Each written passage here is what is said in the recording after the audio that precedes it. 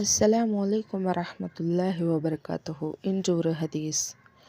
நம்முடைய ஒரு வார்த்தை இன்னொருவரை சந்தோஷப்படுத்தலாம், அதே வார்த்தை இன்னொருவரை காயப்படுத்தவும் முடியும். அதனால் நபி ஸல்லல்லாஹு அலைஹி வஸல்லம் அவர்கள் நமக்கு ஒரு அழகான ஒரு அறிவுரையை சொல்லியிருக்கிறார். யார் அல்லாஹ்வையும் இறுதி நாளையும் நம்புகிறாரோ அவர் நல்லதை பேசட்டும் அல்லது மௌனமாக இருக்கட்டும். ஆதாரம் சஹி அல் புகாரி, சஹி முஸ்லிம்.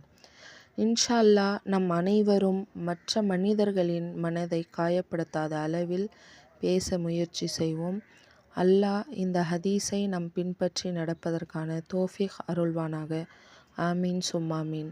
அஸ்ஸலாமு அலைக்கும் வரஹ்மத்துல்லாஹி வபரகாத்துஹு. இந்த ஹதீஸ் உங்களுக்கு பிடிச்சிருந்தால் லைக் பண்ணுங்கள், ஷேர் பண்ணுங்கள், சப்ஸ்கிரைப் பண்ணுங்கள்.